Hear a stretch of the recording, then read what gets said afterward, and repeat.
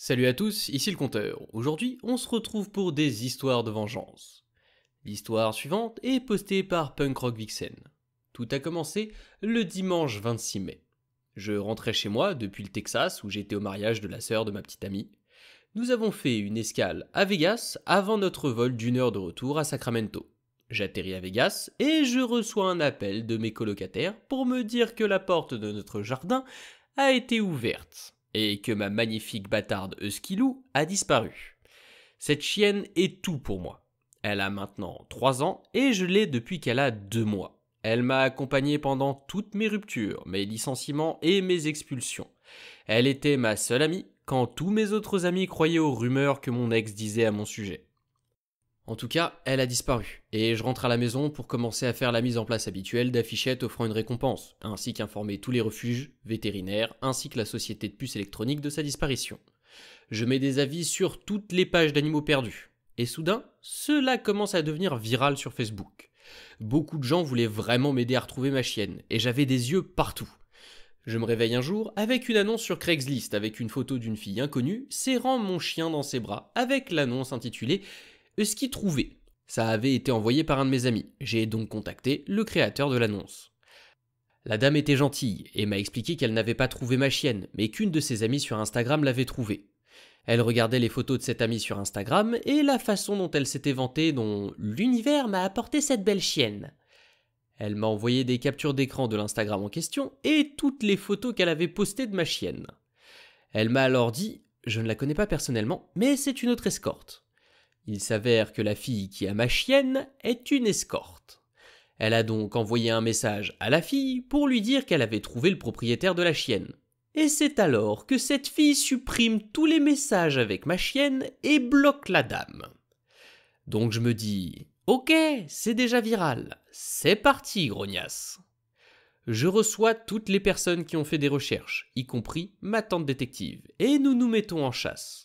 Je dépose une plainte à la police et ils sont prêts à arrêter la nana. Mais je dois trouver où elle est et garder ma chienne pour qu'ils fassent quelque chose. C'est donc assez inutile. Je fais en sorte que les gens entrent en contact les uns avec les autres. Nous avons trouvé son nom, toutes les adresses avec lesquelles elle est liée, y compris son petit ami, sa mère, son beau-père, éventuellement les informations de son père et de sa belle-mère. Nous avons même trouvé 2 mandats d'arrêt contre elle. Elle a été accusée de vol mineur, de délit de fuite impliquant des dommages matériels, de mensonge à un agent de police et de possession de contrebande.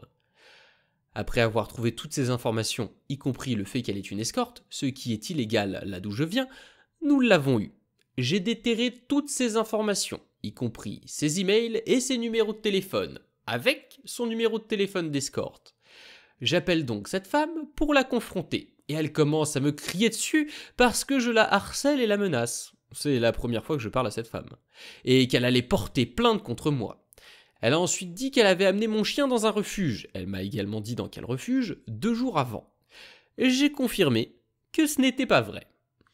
Pendant ce temps, je rassemble toutes les preuves que j'ai que cette chienne est la mienne. Donc, des photos redatées depuis 3 ans avec moi et la chienne. Ainsi que les informations de la puce électronique avec laquelle ma chienne est enregistrée. Et cette puce étant à mon nom auprès de la société de puces électroniques. On lui dit cela et elle refuse toujours de la rendre, en disant « J'ai peur de rendre la chienne parce que la propriétaire me menace », ce que je n'ai jamais fait et j'en ai la preuve. Alors maintenant, elle et ses mensonges sont sous le feu des projecteurs sur Facebook, Instagram et Reddit aussi. Je vous tiens au courant. Et Opi nous a posté une update. Je ne sais donc pas vraiment ce que je peux faire de plus. Les frais de justice pour essayer d'obtenir cette chienne vont me ruiner, et j'ai déjà dépensé plus de 1000 $ pour essayer de retrouver ma chienne. Alors, essayer de la retrouver et de la traduire devant le tribunal ne fonctionnera peut-être pas, parce que les flics n'essaieront que 3 fois avant de dire « Bon bah, bonne chance ». Et alors, je devrais engager un détective privé. Je ne sais pas trop quoi faire, à part la brûler si fort avec le feu des projecteurs que ça finit sur toutes les chaînes d'information et de radio de la région de Sacramento. Et Opi nous a posté une autre mise à jour. Oh boy, matez-moi cette bouse. La fille qui a volé ma chienne était avec une autre fille quand elles ont trouvé ma chienne. Et mon Dieu, l'intrigue s'épaissit. Elles sont toutes les deux escortes. Donc, la fille qui a volé mon chien, appelons-la la voleuse blonde, et la fille avec qui elle était, que nous appellerons la voleuse rousse. La voleuse blonde est partie à San Francisco pour travailler. Elle est rentrée tôt à la maison pour découvrir que la voleuse rousse couchait avec petite amie de voleuse blonde. Et c'est pas fini les gars. La voleuse rousse a botté les fesses à voleuse blonde, ce qui a impliqué la police et un rapport public de police. Le petit ami a été emmené en prison pour violence domestique et la voleuse rousse aussi. Comme c'est un document public, j'ai cherché l'incident. Malheureusement, il n'y avait pas l'adresse de la maison lorsque j'ai cherché. Je vous tiendrai au courant. Et Hopi nous poste enfin la dernière mise à jour. La voleuse rousse m'a contacté et m'a dit que voleuse blonde avait emmené ma chienne chez son père. Alors, je suis allé voir le détective et j'ai cherché qui était son père.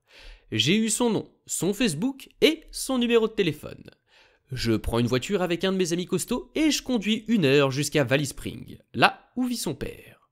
Nous nous arrêtons à la propriété et il y a ma chienne qui court vers la clôture pour me saluer. J'ouvre le portail et elle me saute dessus. Je la mets dans la voiture et j'appelle les flics. Ils arrivent et font tout leur possible pour qu'il ouvre la porte, mais la police pense qu'il n'est pas à la maison. Ils prennent ma déclaration et je leur explique tout dans les moindres détails, y compris le fait que l'escorte en question a un casier judiciaire. Ils ont dit qu'ils l'attraperaient, et moi je vais porter plainte pour mise en danger d'animaux et vol. Elle ajoutera également un 3e mandat à son casier judiciaire. Je suis si contente que ce soit fini, et ma chienne est si heureuse de me revoir tous les jours. Le lendemain, je reçois un message de mon ami. Il s'avère que la voleuse blonde lui a envoyé un message sur Instagram pour dire qu'elle contactera la police à cause de mon harcèlement. Mon ami a alors commenté « Tu te rends compte que la propriétaire est venue chez ton père et a repris sa chienne pendant que la police assistait à la scène. Elle a dit à la police qu'elle portait plainte contre toi, et ils ont répondu qu'ils venaient te chercher. Profite bien de la prison. » Et la voleuse a pété les plombs. Elle a commencé à menacer mon ami et à dire qu'elle allait se battre avec lui avant de l'appeler PD. Comme si, sérieusement, elle ne s'est pas suffisamment fait botter les fesses cette semaine. Et si vous êtes curieux, voici à quoi ressemble ce magnifique chien. Et vous, si on vous piquait votre chien, vous feriez quoi ? Dans les commentaires, on a une histoire semblable qui a été postée par un compte qui a été supprimé. Une dame a fait ça avec notre berger allemand. Elle l'a juste emmené quand elle s'est trop éloignée. Ma grand-mère conduisait sur la route et a vu une dame promener notre chien disparu. Elle s'est arrêtée, petite route de campagne, est sortie de la voiture et a appelé « Shadow ?» Elle n'a même pas eu besoin de dire « Viens ici » ou de siffler ou quoi que ce soit. Shadow a juste couru vers elle, tirant la dame avec elle. Ma grand-mère dit « C'est le chien de ma fille ». La dame répond « Non, ce n'est pas le cas, c'est mon chien ». Ma grand-mère, que Dieu la bénisse, dit simplement « clairement pas » et décrocha la laisse du collier de Shadow. Elle ouvre une portière de voiture, Shadow saute dedans et ils partent. Knas de dame. Moi, mes parents et mes 4 jeunes frères et sœurs étions à moitié convaincus que les coyotes avaient eu Shadow. On ne peut pas simplement prendre le chien de quelqu'un. Je ne comprends toujours pas comment une personne peut penser que c'est normal. Et je suis sûr que ce genre de gens, le jour où ils en ont marre du chien, ils vont en forêt, ils l'attachent à un arbre et ils se barrent. L'histoire suivante est postée par Ergotronomatique. J'ai été heurté par une voiture alors que je roulais à vélo. Mon sac à dos a explosé et des objets ont été projetés partout. Des témoins m'ont aidé à tout rassembler et la police est arrivée. Quelqu'un a pris un tas de photos de la scène avec son téléphone pendant que les secours et la police faisaient leur travail. Pas un grave accident, juste des bosses et des égratignures. Le vélo était foutu. Quand ils m'ont demandé mon numéro de téléphone pour qu'ils puissent m'envoyer les photos par SMS, j'ai réalisé que je n'avais pas mon téléphone. En fait, il était nulle part. J'appelle ma femme, en utilisant le téléphone d'un témoin, et elle est hystérique. Quelqu'un m'a volé mon téléphone et lui a envoyé un SMS disant « J'ai trouvé le téléphone de ce type lors d'un accident de voiture, et il t'appelle et t'envoie beaucoup de SMS. Alors, j'essaie de lui rendre son téléphone, mais j'ai besoin de 50 $.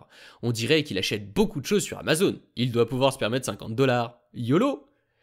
J'étais sur les lieux de l'accident depuis plus d'1 heure, et ces SMS ont tous été envoyés pendant ce temps. Après avoir calmé ma femme, nous avons joué le jeu, et avons découvert que l'idiote qui m'extorque mon téléphone travaille dans un restaurant de hamburgers du centre-ville.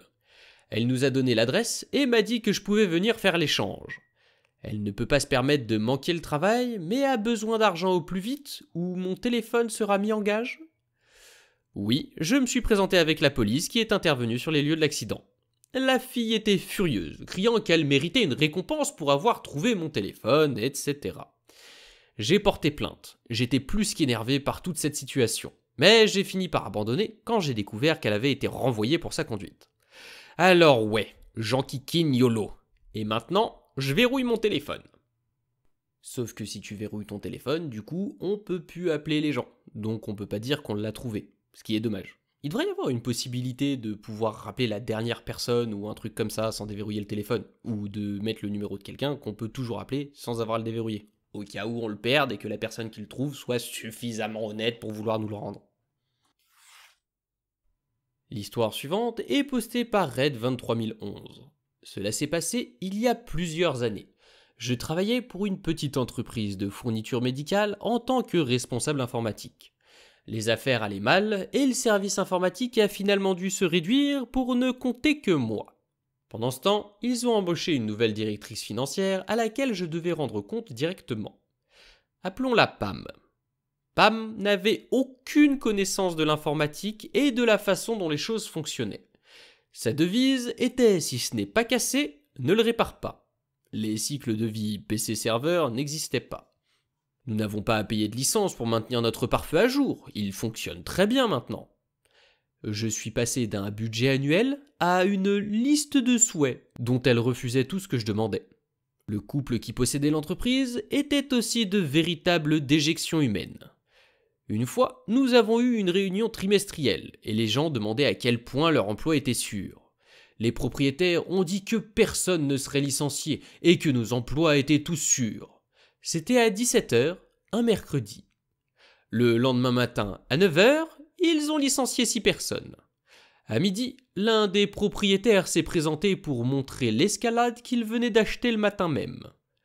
Au cours des 6 premiers mois où Pam était là, elle a commencé à licencier tous ceux qui travaillaient pour l'ancien directeur financier et les a remplacés par ses amis et sa famille. 3 de ces demoiselles d'honneur de son mariage quelques années auparavant ont été embauchées pour remplacer les personnes qu'elle avait licenciées. Je savais que j'étais en sursis. Après 9 mois de sa présence, j'étais la seule à rester sur la liste des 12 personnes qui travaillaient pour l'ancien directeur financier. Je savais que mon temps était compté. Je cherchais du travail, mais le crash de 2009 s'est produit et le marché de l'emploi dans ma région s'est rapidement dégradé. Bien sûr, elle m'a appelé aux ressources humaines et m'a pris de court avec une accusation entièrement inventée qui, selon elle, s'était produite la veille. Je travaillais avec le vice-président des ventes sur un projet toute la journée. J'avais donc un témoin. J'ai demandé à le faire venir car ma patronne mentait et on m'a répondu « Ce n'est pas à propos de lui, c'est à propos de vous ». Rappelez-vous les enfants, les ressources humaines sont là pour protéger l'entreprise, pas pour faire ce qui est juste ou légal dans certains cas. Inutile de dire que je savais que mes jours étaient comptés. Le lendemain matin, on me présente un expert en informatique qui se trouve être le neveu de Pam, âgé de 21 ans. Il devait me suivre et évaluer tout ce que je faisais pour voir si nous pouvions rationaliser certains processus. En d'autres termes, il voulait que je le forme à faire mon travail. J'ai rapidement appris que ce gamin n'avait absolument aucune connaissance en informatique. C'est le gamin que les gens prennent pour un expert en informatique parce qu'il peut connecter une console de jeu à une télévision. Il ne savait même pas comment joindre un PC à un domaine. Je savais donc ce qu'il fallait faire. L'inventaire, la facturation, l'expédition et la réception étaient tous gérés par des scripts que j'avais créés sur le serveur. Ils étaient tous gérés à l'aide du compte administrateur du domaine. J'ai fortement protesté l'idée de lui donner le compte administrateur du domaine, devant Pam et lui. J'ai alors proclamé haut et fort que j'allais changer le mot de passe, car il est impossible que des personnes qui ne travaillent pas pour l'entreprise aient un accès administrateur à notre réseau. Ma demande a été rejetée et on m'a dit de le lui donner. J'ai obéi, mais je lui ai également montré à plusieurs reprises comment changer les mots de passe sur le domaine. Je lui ai même demandé de l'écrire pour m'assurer qu'il pouvait le faire. J'ai vraiment insisté sur l'importance de changer le mot de passe administrateur et de supprimer son compte local dès qu'il ne consulte plus pour nous. Je lui ai montré quelques éléments ce jour-là, mais rien en rapport avec ce qui fait vraiment fonctionner l'entreprise.